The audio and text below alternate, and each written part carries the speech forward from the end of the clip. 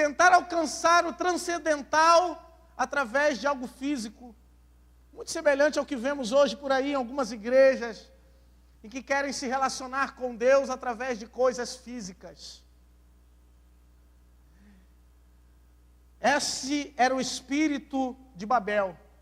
O espírito de Babel é o espírito da arrogância, é o espírito que não se dobra diante de Deus, é o espírito de ajuntar pessoas que estivessem abaixo de uma única autoridade humana.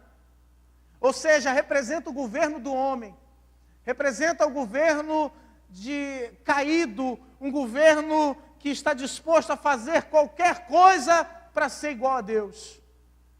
Um governo que quer, de alguma forma, tomar a autoridade que pertence a Deus. E para isso junta pessoas, e para isso domina corações, e para isso domina pensamentos, para alcançar um único propósito. A Bíblia é clara quando diz que Deus confundiu a linguagem daquele povo e os espalhou pela face da terra. Então aqueles povos ficaram habitando ali na região da Mesopotâmia, o mesmo lugar, porém com línguas diferentes. Falavam outras línguas. Apesar de terem origem semita, de serem, na grande maioria, povos semitas, falavam e tinham linguagens e costumes e cultura diferentes por causa da dispersão de Deus. Agora o homem vai tentar novamente ajuntar pessoas, mas não mais para construir uma torre, mas para exercer dominação por meio de um exército e fazer com que o seu governo seja cada vez maior. E vemos isso na Babilônia primeira, sobre o governo de Hammurabi, e conhecemos Hammurabi por causa do seu código de leis, olho por olho, dente por dente. Se fizer um mal, você responde de novo, esse é o código de Hammurabi.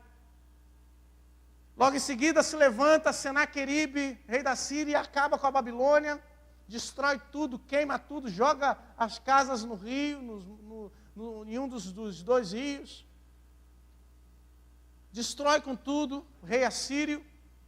Vai então, se levanta os caldeus, e quando nós lemos Daniel capítulo 1, no verso 4, nós vamos ver que o propósito daqueles que foram cativos para a Babilônia é que eles fossem educados na língua dos caldeus, e os caldeus se levantam e reestruturam a Babilônia, e refazem a Babilônia. E nesse processo de refazer a Babilônia se levanta Nabucodonosor. E a primeira coisa que Nabucodonosor faz quando assume a autoridade e o poder na Babilônia é ir até as portas de Nínive e acabar com os assírios. Ele acabou com a cidade de Nínive, tanto que os próprios arqueólogos, para achar vestígios da cidade, hoje penaram bastante para conseguir achar alguma coisa, algum resquício de Nínive, porque eles acabaram. Esses mesmos foram até Jerusalém, tomaram a riqueza de Jerusalém, tomaram os jovens sábios de Jerusalém e colocaram no poder um homem chamado Zedequias no lugar de Jeoaquim, que era um governo fantoche de Nabucodonosor. Ou seja, Daniel estava nesse contexto. Daniel estava inserido nesse grupo de jovens que foi para a Babilônia para ser imerso numa outra cultura. Mais à frente, vamos ver que o povo de Deus, contrariando aquilo que o profeta Jeremias disse, para que o povo não se unisse ao Egito, eles tentaram fazer um levante contra a Babilônia e se uniram com os egípcios. Então, Nabucodonosor chega em Jerusalém, acaba com tudo, destrói Jerusalém e leva agora todo o povo cativo para a Babilônia. E eles marcham em direção à Babilônia. E quando o povo chega diante da Babilônia, o cenário que eles encontram é um cenário de deixar de queixo caído. Quando eles chegaram na Babilônia, eles viram que havia uma civilização. Construções, jardins suspensos, coisa de outro mundo, era primeiro mundo. Coisa maravilhosa que existia, cerca de 100 a 200 mil pessoas. Babilônia, aliás, significa o portal de Deus. Ou seja, um povo idólatra, um povo que adorava diversos deuses, porém,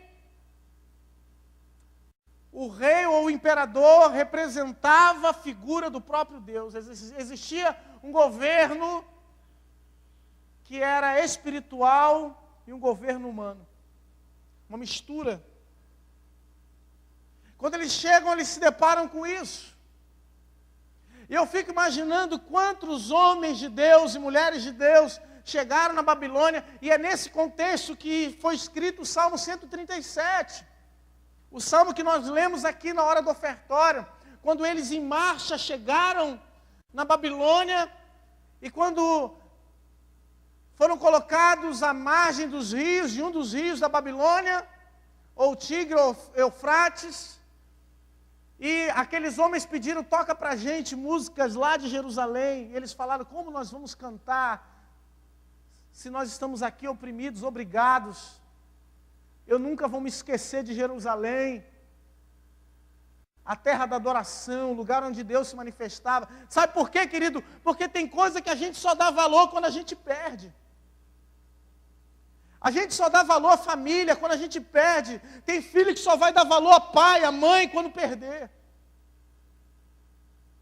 Mãe tem essas manias de dizer, quando eu for embora, eu vou me revoltar, vou sair dessa casa. Minha mãe falava isso, não sei se a sua falava. No dia que eu... Mas depois a gente vai entender que quando a mãe da gente diz que vai embora, que ela vai morrer, né? Porque mãe não é eterno, pai não é eterno. E a gente só dá valor quando perde. Tem gente que só vai dar valor ao marido, à mulher, depois que o casamento está abalado, depois que já está quase separando, é que entende que a ficha cai. Do quanto passou, do quanto viveu, do quanto esteve junto. De quantos quilos de sal comeram juntos. Só vai entender depois que perde. E o povo só entendeu que Deus tinha um propósito com eles depois que perdeu Jerusalém. Depois que perdeu Jerusalém, depois que perdeu a liberdade, depois que perdeu o lugar de ser abençoado, o lugar de estar na presença de Deus, é fácil ficar chorando. Mas o que eu quero chamar a sua atenção nessa noite é que precisamos nos levantar antes que percamos aquilo que recebemos de Deus. É que precisamos estar atentos antes que nos seja tomado aquilo que o Senhor nos concedeu. Que precisamos estar de pé. Precisamos estar atentos e ouvirmos a voz do Senhor. E não endurecermos o nosso coração, como o povo se endureceu diante das profecias de Jeremias, afirmando ou dizendo que se o povo continuasse afastado de Deus, viria o exílio, viria um povo que era mais forte, que os levaria cativo. Nós também precisamos estar atentos a isso, porque tem gente que só vai dar valor quando perder a liberdade. Tem gente que só vai entender e a ficha só vai cair quando perder ou quando faltar comida em cima da mesa. Tem gente que só vai se preocupar com a corrupção que estamos vivendo, com os males que estamos vivendo na nossa sociedade, depois que perder tudo, ou que já não houver, quando não houver mais saída ou não houver mais jeito. E nesse contexto se levanta um profeta, um jovem chamado Daniel.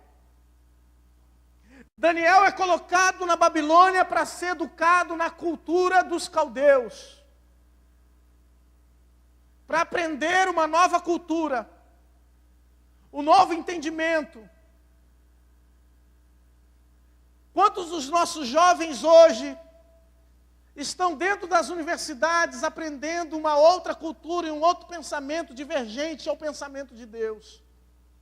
Quantos hoje já não estão sofrendo nas escolas, porque estão aprendendo uma outra doutrina, um outro pensamento diferente daquilo que a família ensina, que a igreja ensina, que a palavra de Deus ensina? e estão gemendo. Porque hoje, amado, ninguém vai bater na tua porta, ninguém vai entrar